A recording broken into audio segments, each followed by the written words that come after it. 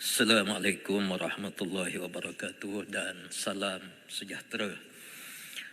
Pertamanya, saya merakamkan penghargaan setinggi-tingginya merapat sembah ke atas titah diraja ke bawah duli yang maha mulia Seri Paduka Baginda Yang di-Pertuan Agong Sultan Ibrahim Ibnil Marhum Sultan Iskandar sewaktu merasmikan penggal ketiga Parlimen ke-15 baru-baru ini. Di dalam titah ucapan ini, ada beberapa perkara yang penting yang akan saya kemukakan di dalam perbahasan ini untuk sama-sama kita membina negara yang kita sayangi ini. Yang pertamanya di perenggan yang keempat, Yang di-Pertua Agong menyebut berkenaan dengan mustahaknya berganding bahu dan bekerjasama untuk membangunkan negara demi kepentingan seluruh rakyat Malaysia.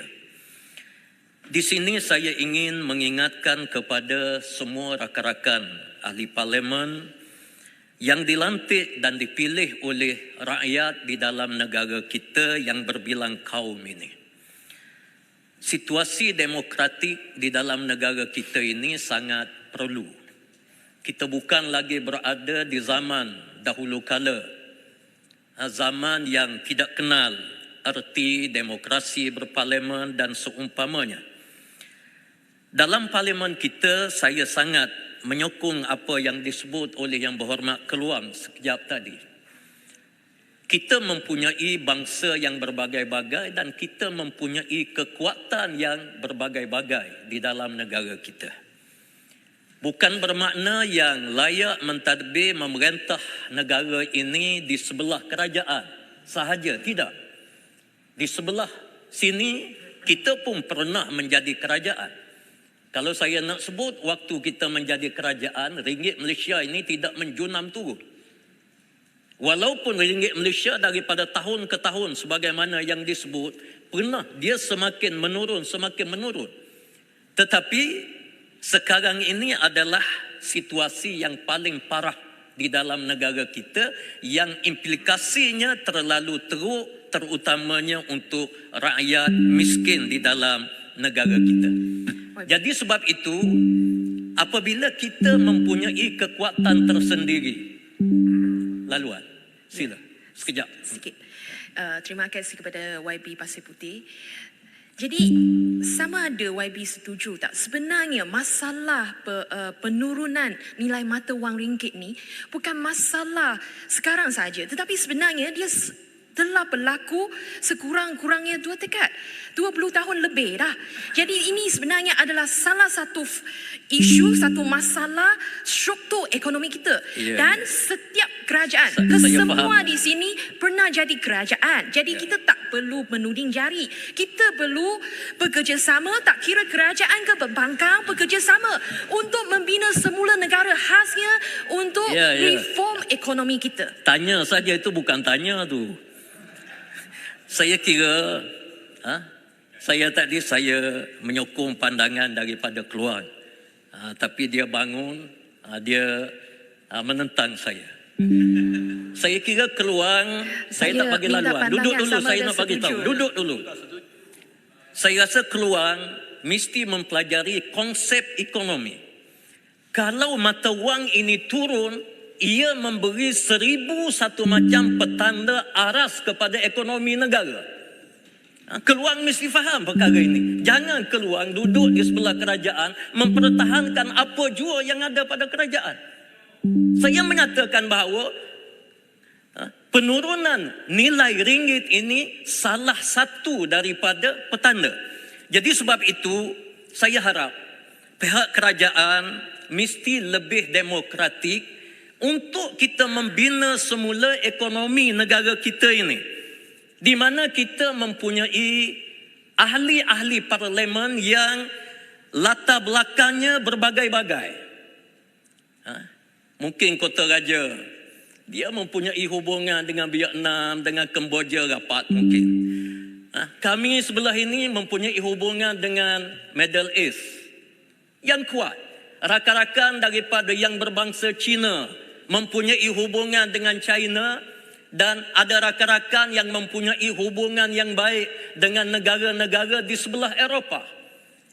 Mengapa tidak kita garapkan secara resmi di atas suara kerajaan itu sendiri untuk kita menarik pelabur-pelabur yang datang dan melabur di dalam negara kita secara bersungguh-sungguh?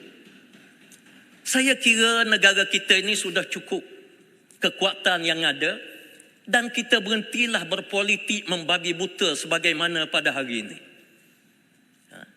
Kita mesti menghormati pandangan yang berbeza di antara pembangkang dan seumpamanya. Tadi yang di Pertua Timbalannya di Pertua Dewan dia sebut, saya tidak nak ni. Dia kata fikirlah, kita bercakap dalam masa 12 minit ni untuk kita fokus kawasan ke apa. Saya nak sebut berapa kali kita fokus kawasan. Apa tindakan yang diambil oleh kerajaan kepada pihak pembangkang di kawasan yang kita suarakan kepada kerajaan. Ini sikap yang berlaku dalam negara kita. Dan sikap yang seumpama inilah menyebabkan pelabur-pelabur asing seluruh dunia sebenarnya meletakkan tanda soal yang banyak kepada Malaysia. Ikhlas saya sebut. Saya juga mempunyai rakan-rakan yang ramai daripada negara-negara luar.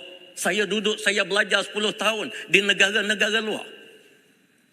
Ini persoalan kita. Jadi sebab itu kita kena balik semula kepada saranan yang disarankan oleh Yang di-Pertua Agong di dalam ucapan, supaya ekonomi negara kita ini kita dapat bina bersama, dan persefahaman di dalam parlimen ini mesti digarap bersama. Ada perkara yang kita kena ingat, rakan-rakan banyak sebut peruntukan apa semua sekali. Saya nak bagi tahu, nak bagi sila bagi, dan insya-Allah dia akan memberi input yang baik kepada negara. Kalau tak nak bagi, kita pun bukan pelahak sangat. Kami pembangkang terutama daripada PAS, kami bangkit, kami bangun puluhan tahun yang lampau tanpa kekuatan keuangan pun. Hari ini kita menjadi parti yang paling besar di dalam parlimen ini. Kita ada 43 kerusi, dan tidak ada dalam rakan-rakan PAS ini yang melompat ke sana ke sini. Tidak ada. Ini kita kena ingat. Jadi sebab itu saya nak sebut bahawa pelaburan kita mesti fokus sungguh-sungguh, dan kami berlapang dada insya-Allah. Kalau untuk menarik pelabur-pelabur asing masuk di dalam negara kita ini, insya-Allah kami berlapang dada. Yang kedua yang kami nak sebut, untuk kita tingkatkan semula daya saing ekonomi. Negara kita ini adalah negara pertanian. Negara pertanian. Kita fokuskan betul-betul kepada pertanian. Sekali lagi saya sebut, SSL negara kita menurun kali ini. Dan insya-Allah menteri ada di hadapan kita. Kalau kita garap bersama, insya-Allah kita boleh naikkan semula SSL, makanan, bekalan makanan di dalam negara kita ini secara berstrategi. Jadi kita kena fikir dalam bidang pertanian ini, apa agenda yang baru yang perlu kita kena buat. Jangan kita buka fail yang lama, kemudian kita sambung saja kerja lama. Kita mesti mempunyai pemikiran berdaya saing yang lebih maju. Dalam semua sektor, semua bidang, semua kementerian yang ada ini, sepatutnya menteri-menteri yang ada pada hari ini, mereka boleh mengemukakan agenda-agenda yang baru untuk negara kita yang boleh melonjakkan ekonomi negara. Dengan maaf, saya bukan semata-mata nak mengkritik, tapi nak menyedarkan. Nak menyedarkan. Ada kalanya kadang-kadang tindakan daripada menteri kita ini seolah-olah saya tengok tidak membangun. Pecah ketua pengarah yang boleh. Sekali-sekala kita kena terbuka perbezaan pandangan sedikit sebanyak. Ini adalah amalan yang biasa. Allah tidak buat dua orang manusia ini sama semua, tak buat. Walaupun kita dengan isteri, walaupun kita dengan anak kita. Maka sebab itu jangan ada tindakan-tindakan yang boleh merugikan negara. Bahkan saya dengar menteri yang sama ini tak masuk pun Dewan Negara memberi jawapan. Dan banyak negeri-negeri di Malaysia ini tak dipijaknya lagi. Macam mana dia nak promosi pelancongan yang menjadi daya saing sepatutnya di dalam negara kita. Cuma mungkin bila keluar di medsos, dia mula pergi ke negeri yang dia tak pergi. Tapi pergi pun saya lihat dengan maaf. Saya bukan nak mengata tidak ada satu agenda yang baru dan tidak ada program yang baru yang mampu menjana kekuatan pelancongan di dalam negara kita. Sekadar pergi melawat, lebih baik tak pergi dengan bahasa yang mudah. Jadi sebab itu kita kena ada satu plan, ada satu perancangan yang rapi untuk kita menjamin kekuatan negara kita. Yang ketiga, saya ingin sebut sikit, sudah tiba masanya negara kita ini untuk kita jadikan sebuah negara industri. Kalau kita nak mengharap kita sentiasa beli daripada negara orang, tak ke mana-mana kita. Satu hari kita akan ketinggalan. Senjata kita beli dengan orang, teknologi, kereta, motor, kenderaan, duduk main ambil dengan negara orang. Model itu, model ini ambil, pasang semula tempat kita sekadar itu saja.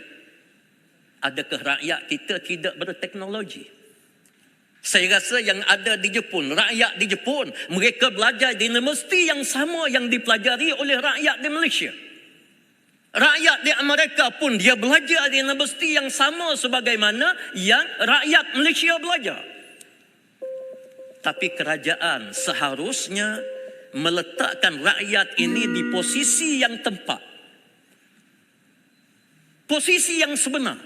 Barulah rakyat kita ini dia boleh berinteraksi dengan keintelektualan yang ada di dalam kepala dia. Itu harapan saya. Masa sudah habis. Satu je yang terakhir Puan Yang di-Pertua berkenaan dengan pertindihan kuasa antara persekutuan dengan negeri, terutamanya Akta dengan enactment. Saya minta supaya pihak kerajaan menyelesaikan perkara ini secara cepat dan secara yang menyeluruh, supaya tidak berlaku benda-benda yang tidak baik. Kerana benda-benda yang berlaku sebelum daripada ini, walaupun kita tengok dia betul di segi, mungkin di segi hujah dia kata tidak boleh bertindih di antara dua kuasa begini. Yes, tapi kena ingat dia punya resiko dia punya kepercayaan dia punya tanggapan dan boleh jadi dia boleh orang panggil berlaku situasi yang tidak baik dalam negara kita. Jadi sebab itu saya mengharapkan pihak kerajaan mengambil satu inisiatif yang sebaiknya, dan kalau nak gubalkan ini, kalau perlukan pakar-pakar terutamanya syariat di sebelah pembangkang ini, kita bersedia bila-bila masa untuk kita bagi khidmat untuk negara kita. Akhirnya saya ingin baca serangkap pantun. Negara delima, rakyat yang pasrah, rakyat yang duka bertambah merana, suara bergema menentang rasuah, perasuah pula yang memimpin negara. Wallahu a'lam.